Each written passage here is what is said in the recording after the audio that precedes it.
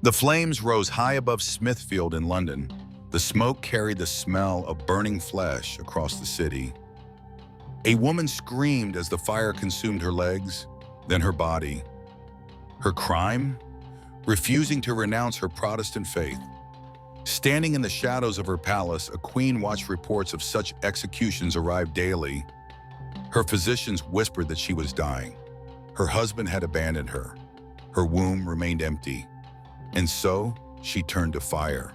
Her name was Mary Tudor. History would remember her as Bloody Mary, the queen who burned nearly 300 souls and bathed England in the blood of heretics. But who was she, truly? A monster born of cruelty? Or a broken woman shaped by a childhood of unimaginable trauma? Welcome to Dark Ages Chronicles. Today we descend into the reign of England's most feared queen, a woman whose story is written in ash and in blood. February 18th, 1516, Greenwich Palace. A princess is born to King Henry VIII and Catherine of Aragon. They name her Mary, and for a brief, shining moment, she is the jewel of England. Henry adores his daughter. She is intelligent, musical, devoted to her studies. She speaks Latin, French, and Spanish. At 9 years old, she is betrothed to her cousin, the Holy Roman Emperor Charles V. The world lies at her feet. But then, everything shatters. Henry VIII grows obsessed with having a son. Catherine has suffered miscarriage after miscarriage. Only Mary survives. And Henry, desperate for a male heir, begins to believe that God is punishing him for marrying his brother's widow. Enter Anne Boleyn, the woman who will destroy Mary's world. Henry's pursuit of Anne Boleyn is relentless. When the Pope refuses to annul his marriage to Catherine, Henry does the unthinkable. He breaks with Rome, declares himself supreme head of the Church of England, and casts aside Catherine like a worn glove. Mary, just 17 years old, watches her mother exiled and humiliated. Catherine dies alone, possibly poisoned, her reputation destroyed. Mary is stripped of her title as princess and declared a bastard. She is forbidden from seeing her mother. She is forced to serve as a lady-in-waiting to Anne Boleyn's infant daughter, Elizabeth. The psychological torment is calculated and cruel. Anne Boleyn herself reportedly suggests that Mary should be forced into a marriage beneath her station, or worse, executed. Henry's advisors whisper that the former princess should be eliminated entirely. Mary lives in constant fear for her life. She is 19 years old, suffering from stress-related illnesses and trapped in a nightmare where her own father might order her death at any moment. But the wheel of fortune turns swiftly in Tudor England. Anne Boleyn falls from grace as dramatically as she rose. Accused of adultery, witchcraft, and treason, she is beheaded in 1536. Mary feels no sympathy. She watches her tormentor destroyed and feels only grim satisfaction. Henry marries again, and again, and again. Jane Seymour gives him a son, Edward, then dies in childbirth. Anne of Cleves is divorced. Catherine Howard is executed. Catherine Parr survives him. Through it all, Mary endures. She has learned to hide her true feelings, to bend when necessary, to survive in the viper's nest of her father's court. She signs a document admitting her mother's marriage was invalid, accepting her own bastard status, anything to regain Henry's favor. The cost to her soul is incalculable, but she survives. When Henry VIII dies in 1547, his 9-year-old son, Edward, becomes king. Mary is 29 years old, still unmarried, still waiting. Edward VI is a fervent Protestant, raised by advisors who despise Catholicism. He views his half-sister Mary with suspicion and contempt. She is forbidden from hearing Catholic Mass, even in private. She is harassed, investigated, threatened.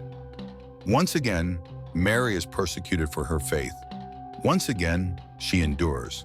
But then in 1553, everything changes. Edward VI dies at 15, probably of tuberculosis. On his deathbed, influenced by his Protestant advisors, he attempts to alter the succession. He names Lady Jane Grey, a distant cousin and devout Protestant, as his heir, bypassing both Mary and Elizabeth. It is a blatant attempt to keep a Catholic off the throne. Mary refuses to accept it. For the first time in her life, she acts with decisive courage. She flees to East Anglia, raises an army, and marches on London. The people rally to her cause, not because they love Catholicism, but because they recognize her as Henry VIII's legitimate daughter. Lady Jane Grey's reign lasts 9 days. Mary enters London in triumph. She is 37 years old. She has survived decades of humiliation, trauma, and fear. And now, finally, she wears the crown. Mary's coronation in October 1553 is magnificent. She is the first crowned Queen Regnant of England, a woman ruling in her own right, not as a consort. The people celebrate, the Catholic nobles rejoice. For a brief moment, hope shimmers across England. Mary begins her reign with mercy. Lady Jane Grey is imprisoned, but not immediately executed. Protestant leaders are allowed to leave England peacefully if they choose. Mary speaks of tolerance and reconciliation. But beneath the surface, rage simmers. Mary has waited her entire life for this moment. She has watched her mother destroyed, her faith persecuted, her legitimacy denied. She has lived through terror and humiliation. And now, with power finally in her grasp, she will restore England to the true faith, no matter the cost. Her advisors urge caution. Even her cousin, Emperor Charles V, warns her to move slowly. But Mary is convinced that God has given her this throne for a purpose, to save English souls from heresy. And so the fires begin. In February 1555, the first Protestant martyr is burned at Smithfield. His name is John Rogers, a Bible translator and preacher. He is bound to the stake, wood piled around his feet, and set aflame. The crowd watches in horror as he dies. It is only the beginning. Over the next 3 years, Mary's government will execute approximately 280 Protestants for heresy. They are burned alive in public squares across England. Men and women, elderly bishops and young apprentices. Some recant at the last moment and are strangled before the flames reach them. In mercy, most die in agony. The method is deliberate. Burning is the traditional punishment for a heresy, a spectacle meant to terrify others into obedience. But in England, it has the opposite effect. The people are horrified. Protestant preachers become martyrs. Their deaths inspire resistance rather than submission. Pamphlets circulate describing their courage in the flames, their final prayers, their refusal to recant.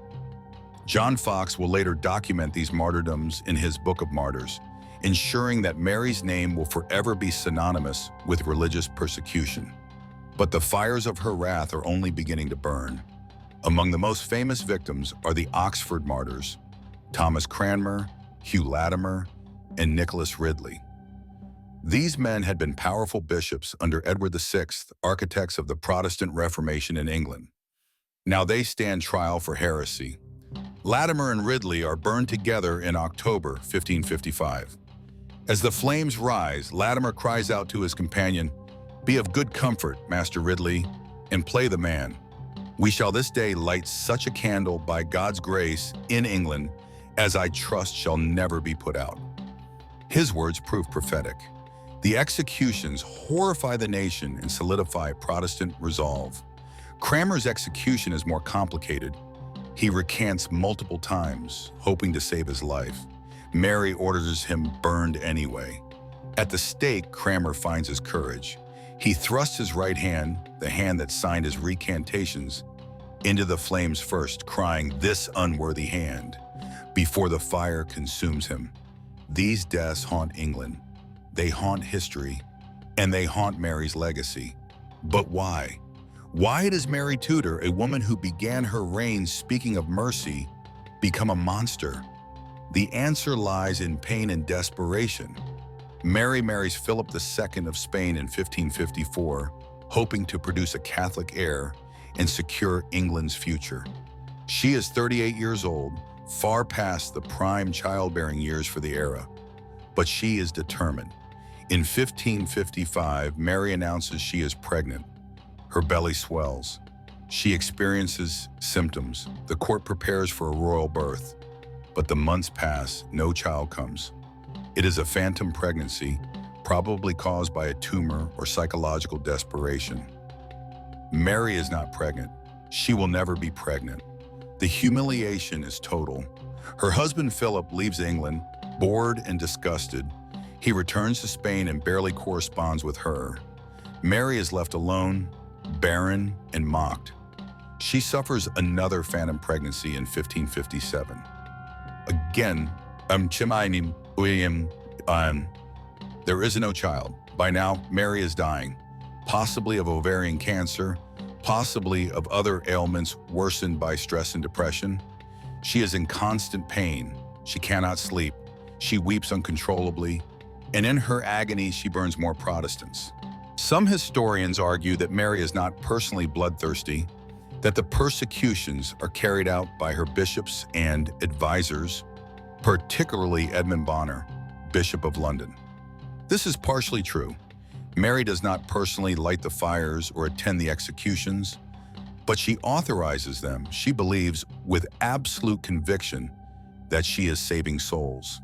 Better to burn the body in this life than to allow the soul to burn eternally in hell.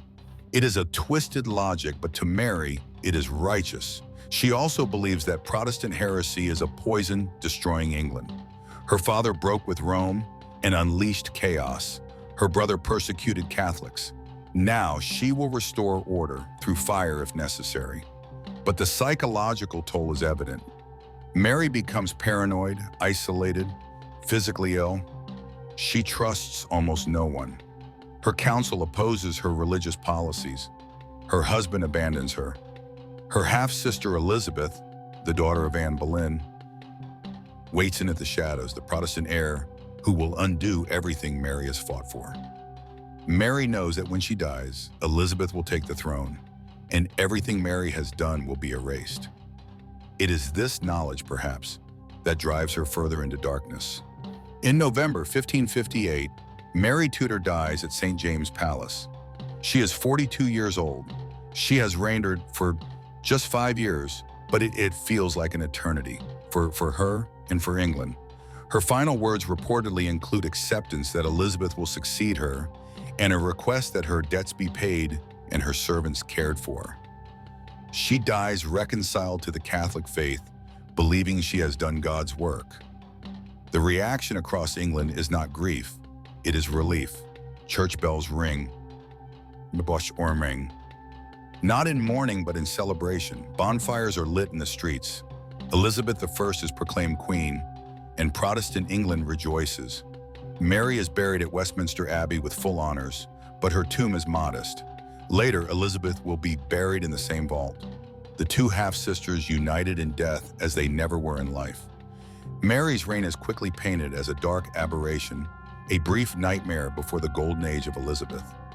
Protestant historians ensure that her legacy is one of cruelty and failure. She becomes Bloody Mary, a name that has endured for nearly 500 years. So who was Mary Tudor truly? A fanatic who burned innocents for their faith? A traumatized woman whose childhood shaped her into a tyrant? A queen trying desperately to fulfill what she believed was God's will? Perhaps she was all of these things. Mary's childhood was a horror. She watched her mother destroyed, her legitimacy denied, her life threatened repeatedly. She lived in constant fear and humiliation for decades. Is it any wonder that when she finally gained power, she wielded it with such brutal conviction? But understanding the reasons for cruelty does not excuse it. Nearly 300 people died screaming in the flames because of her religious policies. Families were destroyed. Lives were shattered. England was traumatized. And yet, Mary herself was a victim of her father's tyranny, of political manipulation, of a world that offered women power only at an unimaginable cost. Her tragedy is that she could have been remembered as England's first great queen regnant, a woman who claimed the throne against all odds. Instead, she is remembered for the fires. In the years after her death, the legend of Bloody Mary grew darker still. Folklore transformed her from a historical figure into a ghost story. Children whispered that if you stood before a mirror in the dark and said her name 3 times, her vengeful spirit would appear, face covered in blood, seeking revenge. The ghost story bears little resemblance to the real woman, but it speaks to the power of her legend. Mary Tudor became synonymous with terror, with fire, with blood. But here is the question that history cannot answer. If Mary had been born a boy, would we remember her reign differently? If she had been Prince Mary instead of Princess Mary, would her religious policies have been judged as harshly? Henry VIII executed tens of thousands during his reign, including 2 of his own wives. Elizabeth I would later execute hundreds of Catholics, yet neither is remembered with the same visceral horror as Mary.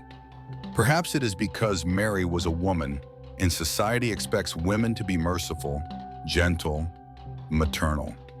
When a woman wields violence, it shocks us in a way that male violence does not.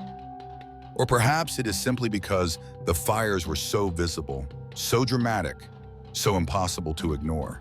Today, historians debate Mary's legacy. Some seek to rehabilitate her reputation, arguing that she was no more brutal than her contemporaries, that Protestant propaganda unfairly demonized her, that she deserves to be remembered as a complex, tragic figure rather than a monster.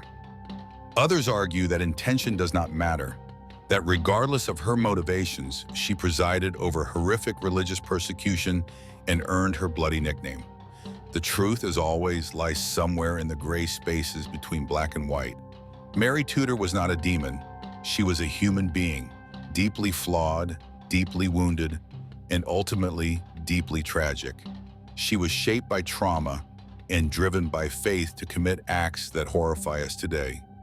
She believed she was saving souls. Instead, she damned her own legacy. The fires are long extinguished. The stakes at Smithfield are gone. The victims are dust. But the name remains: Bloody Mary. A queen who wanted to be remembered as the restorer of England's faith, but who will forever be remembered as the queen who bathed England in blood. Her story is a warning about the dangers of absolute conviction, of wielding power born from pain, of letting trauma shape policy. And it is a reminder that history is written by the victors, and Mary Tudor was not among them. This has been Dark Ages Chronicles. If you found this journey into Tudor darkness compelling, subscribe and turn on notifications for more true medieval and Renaissance mysteries. Leave a comment below. Was Mary Tudor a monster or a tragic victim of her time? Next time, we explore another dark chapter from history's bloodiest pages. Until then, remember, even queens can be consumed by the fires they set.